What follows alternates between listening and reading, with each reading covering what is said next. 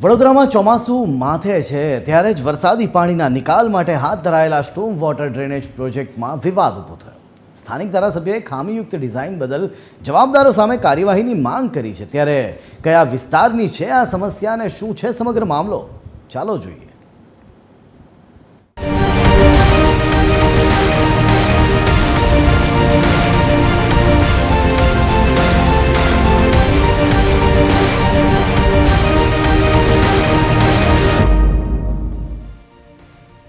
વડોદરા કોર્પોરેશનની વધુ એક બેદરકારી સામે આવી છે। ચોમાસું માથે આવીને ઊભું છે, પરંતુ વરસાદી પાણીની ડ્રેનેજ લાઇનનું કામ હજુ પણ અધૂરું છે। વાત છે ગોરવા વિસ્તારની કે જ્યાં પંચવટી નજીક વરસાદી પાણીના નિકાલ માટે નવી ડ્રેનેજ લાઇન નાખવાનું કામ શરૂ કરવામાં આવ્યું, પરંતુ જ્યાંથી લાઇન પસાર થવાની છે ત્યાં ગેલની મુખ્ય ગેસ પાઇપલાઇન આવેલી હોવાથી કામ અટકી ગયું છે। ગેલના નિયમો મુજબ ગેસ પાઇપલાઇનથી 1 મીટરના અંતરમાં કોઈ પણ પ્રકારનું ખોદકામ કરાઈ શકાય નહીં અને આથી જ અધિકારીઓ મૂંઝવણમાં છે અને કામ ગૂંચમાં।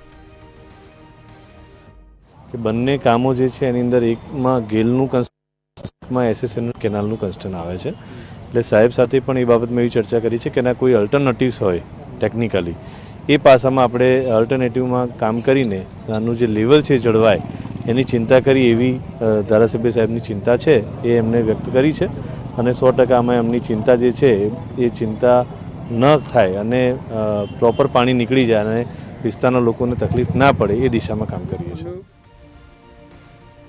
હવે અધૂરા પ્રોજેક્ટને કારણે ગોરવા અને આસપાસના વિસ્તારોમાં વરસાદી પાણી ભરાવાની સમસ્યા વધુ ઘેરી બનશે। ત્યારે આ મામલે સયાજીગંજના ધારાસભ્ય ખામીયુક્ત ડિઝાઇનને જવાબદાર ઠેરવી રહ્યા છે। આરોપ લગાવી રહ્યા છે કે જવાબદાર સામે કાર્યવાહી થવી જોઈએ, તો કોર્પોરેશનનું અલગ જ રટણ છે।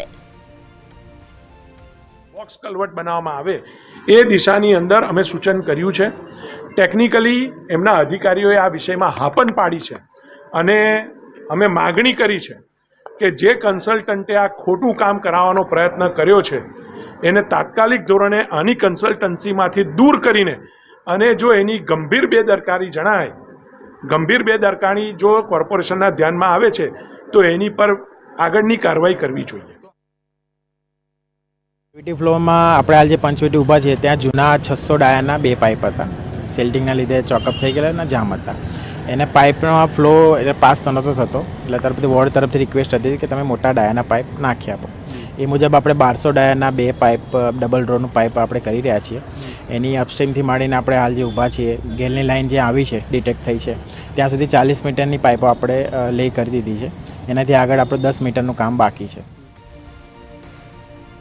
ભૂલ કોઈની પણ હોય, પરંતુ ચોમાસા પર જ હાલાકી તો લોકોને જ ભોગવવી પડશે। ત્યારે સ્થાનિકોની માંગ છે કે તાત્કાલિક કોઈ પણ રીતે ગટર લાઇનનું કામ પૂર્ણ કરવામાં આવે। ત્યારે હવે જોવું રહ્યું કે કામ પૂરું થશે કે નહીં। વડોદરાથી TV13 ગુજરાતી માટે અમિત ઠાકોરનો રિપોર્ટ।